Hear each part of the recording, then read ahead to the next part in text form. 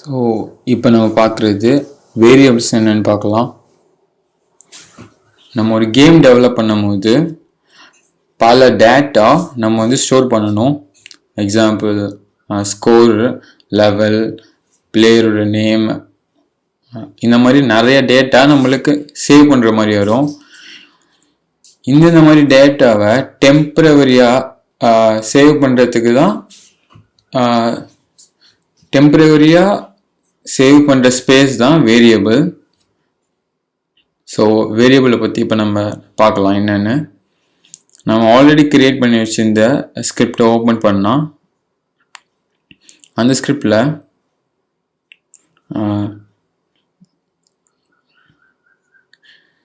புதிய variable create பண்ணலாம்.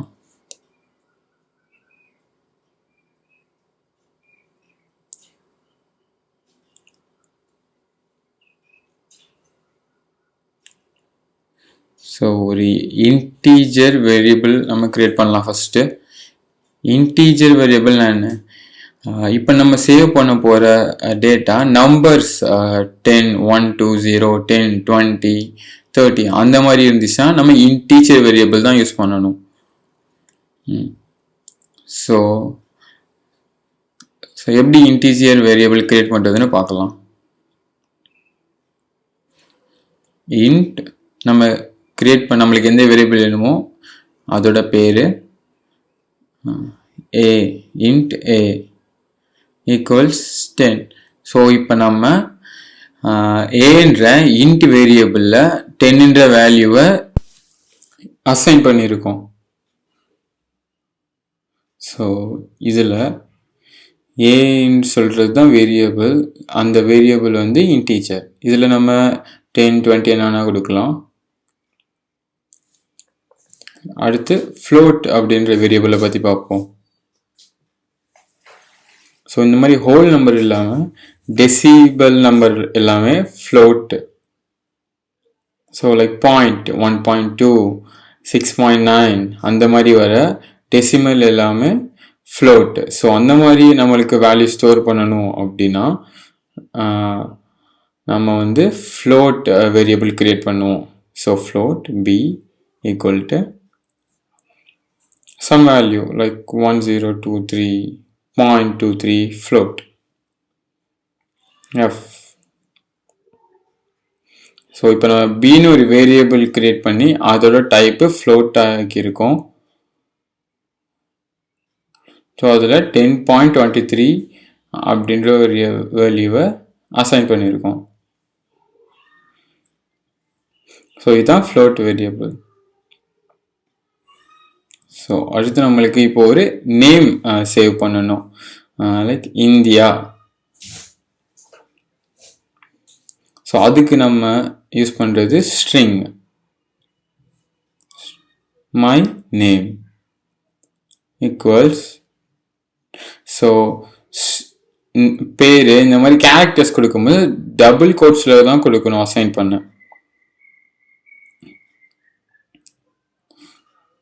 So my நேம்ன்றது variable name, அதோட டைப் வந்து ஸ்ட்ரிங். நம்ம மை நேம்ன்ற வேரியபிளில் இந்தியா அப்படின்னு அசைன் பண்ணியிருக்கோம். Letters, characters.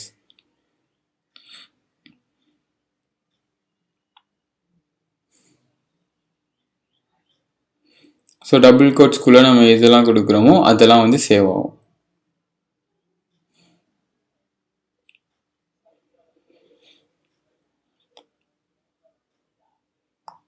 ஸோ நம்மளுக்கு ஒரு லெட்டர்ஸ் மட்டும் வேணும் அப்படின்னா கேரக்டர் அதை வந்து யூஸ் பண்ணணும். So character care see equal to F. So care அப்படின்னு கொடுக்கும்போது சிங்கிள் கோட் கொடுக்கணும். ஸோ சி தான் வேரியபிள் நேம், அதோட டைப் கேர், அதில் எஃப்ன்ற ஒரு லெட்டரை நம்ம அசைன் பண்ணியிருக்கோம்.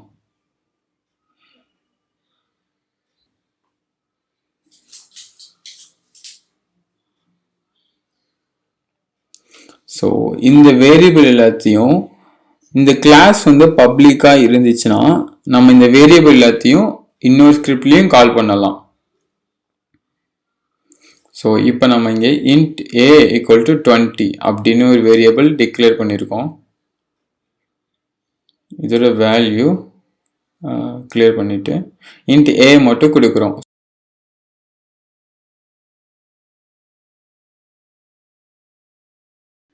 இப்போ இதோட வேல்யூ அசைன் பண்ணவே இல்லை. ஸோ இப்போ இந்த இன்ட்டை பப்ளிக் ஆக்கிடலாம்.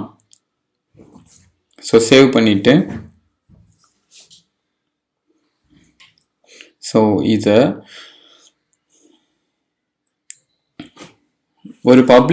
ஒரு வேரியபிளை நம்ம பப்ளிக்குன்னு கொடுக்கும்போது அந்த வேரியபிளை நம்ம யூனிட்டி எடிட்டர்லேருந்து ஆக்சஸ் பண்ணலாம்.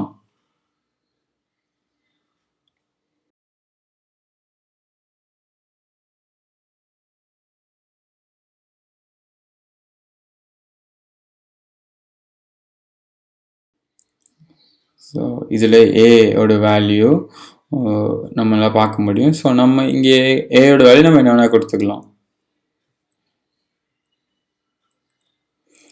ஸோ test1 அப்படின்ற ஸ்கிரிப்டில் நம்ம கிரியேட் பண்ண பப்ளிக் வேரியபிள் விசிபிளாக இருக்கும் யூனிட்டி எடிட்டரில். ஆனால் இங்கே கொடுத்துருக்க நம்ம ஃப்ளோட்டோ ஸ்ட்ரிங்கோ கேரோ கொடுக்க முடியாது. ஏன்னா அதெல்லாம் டிஃபால்ட்டாக ப்ரைவேட் வேரியபிள்ஸ். நம்ம இங்கே வந்து பப்ளிக்காக மாற்றிருக்கோம் இன்டீஜர் ஏவை.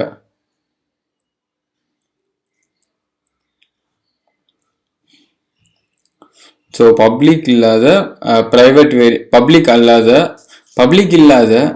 மற்ற வேரியபிள்ஸ் எல்லாம் யூனிட்டி எடிட்டரில் காட்டாது.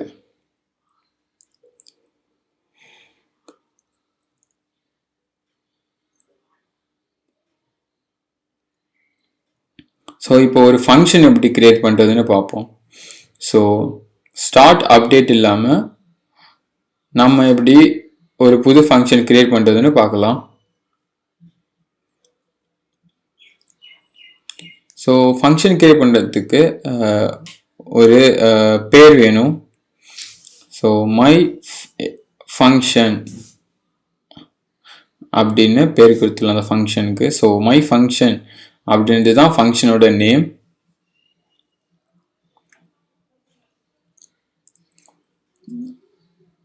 நம்ம இந்த ஃபங்க்ஷன் எதுவும் ரிட்டர்ன் பண்ணலன்னா void அப்படின்னு கொடுக்கலாம். ஸோ void my function எதுவும் ரிட்டர்ன் பண்ணாது. voidன்னு நம்ம voidன்னு கொடுத்தோம்னா அதோட அர்த்தம் வந்து இது வந்து எந்த வேல்யூ ரிட்டர்ன் பண்ணாது. ஸோ இது உள்ள நம்ம கோட் எழுதலாம். பிரிண்ட் டபுள் கோட்ஸ்குள்ள கொச்சின் அப்படின்னு பிரிண்ட் பண்ணலாம். பிரிண்ட் டபுள் கோட்ஸ் கேரளா அப்படின்னு பிரிண்ட் பண்ணலாம்.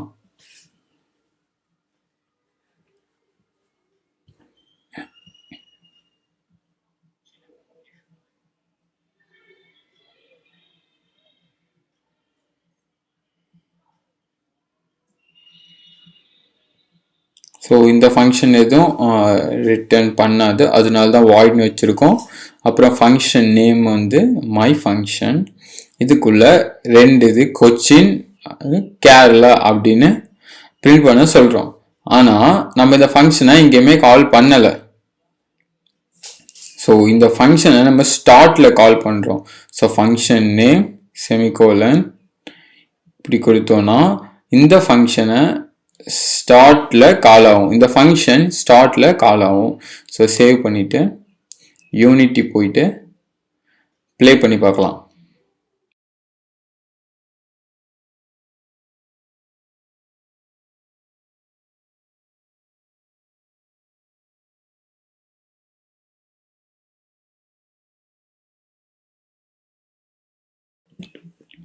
ஸோ ரன் பண்ணி கன்சோலில் செக் பண்ணால் ஸோ கன்சோலில் கொச்சின் கேரளா அப்படின்னு பிரிண்ட் ஆயிருக்கு. அப்போது இந்த ஃபங்க்ஷன் ஸ்டார்ட்டில் கால் பண்ணியிருக்கோம். ஸோ நம்ம இந்த ஃபங்க்ஷனை கால் பண்ணும்போது இந்த ஃபங்க்ஷனில் உள்ள நம்ம கொடுத்த பிரிண்ட் ஸ்டேட்மெண்ட் பிரிண்ட் ஆகுது.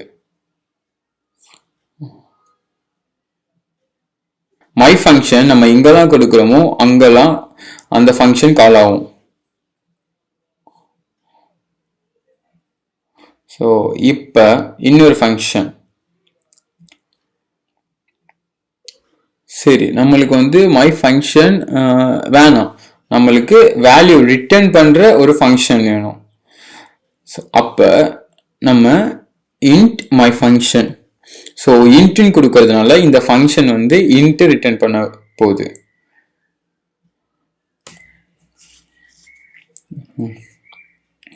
ரிட்டர்ன் நம்மளுக்கு ரிட்டர்ன் வேண்டியது வந்து ஒரு வேரியபிள் ஏவை இன்ட்டு 2.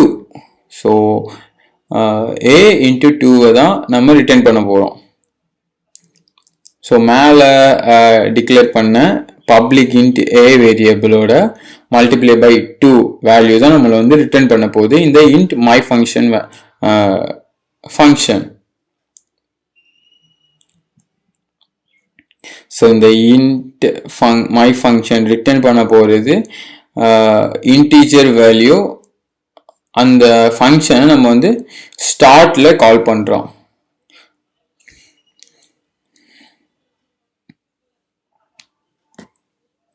அதுக்காக இன்ட் ரிசல்ட், ஸோ இங்க ஸ்டார்ட்ல கொடுக்கும் போது அந்த இன்டீஜர் வேல்யூவை ரிசீவ் பண்றதுக்காக int result equal to my function. So இந்த மை ஃபங்க்ஷன்ல ரிட்டர்ன் ஆகிற வேல்யூ இந்த ரிசல்ட் இன்ட் அப்படின்ற இன்டீஜர் வேரியபிள்ல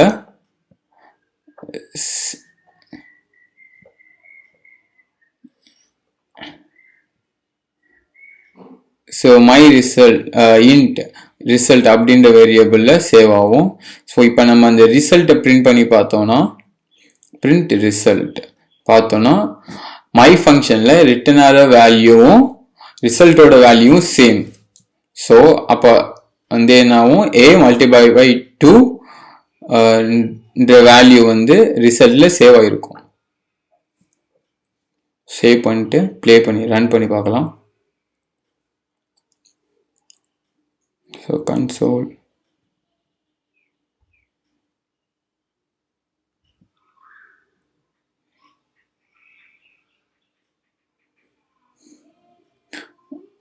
நம்ம கியூப் இருக்கு, கியூபோட வேல்யூ கியூப்ல இன்டிஜரோட வேல்யூ 20.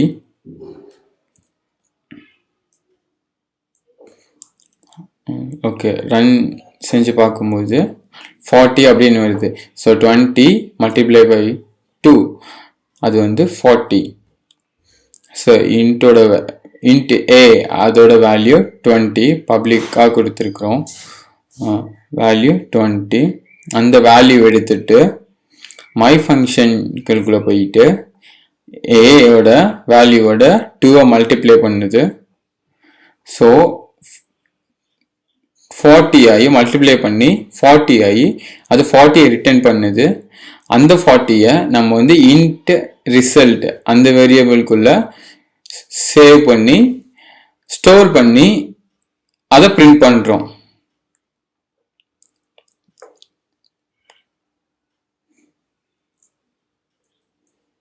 ஸோ இந்த 2 அப்படின்றதுக்கு பதிலாக நம்மளால ஒரு வேரியபிள் கூட பாஸ் கூட பண்ண முடியும். ஸோ ஃபங்க்ஷனில் இன்ட்டு ஜி அப்படின்னா நம்மளால ஜி அப்படின்ற ஒரு வேரியபிளை பாஸ் பண்ண முடியும். ஸோ இப்போ வந்து ரிட்டர்ன் ஏ இன்ட்டு ஜி.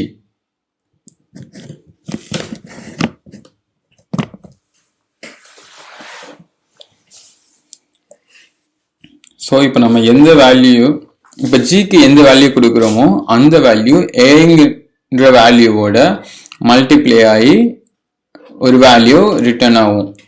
அதே மாதிரி முன்னாடி செஞ்ச மாதிரி அந்த வேல்யூவை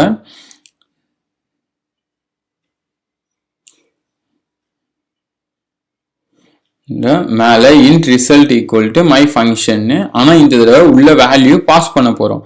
ஸோ 10ன்ற வேல்யூ பாஸ் பண்ணிருக்கோம். ஸோ சேவ் பண்ணிட்டு யூனிட்டி போய் ரன் பண்ணி பார்த்தா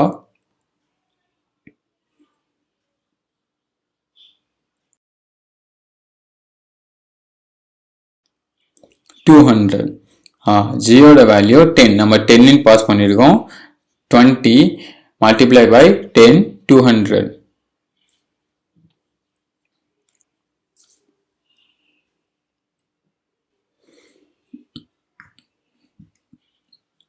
ஸோ நம்ம மை ஃபங்க்ஷனில் பாஸ் பண்ண 10ன்ற வேல்யூ கீழே ஃபங்க்ஷனில் ரிசீவ் ஆகி மல்டிப்ளை ஆகி ரிசல்ட்டில் ஸ்டோர் ஆகிருக்கு.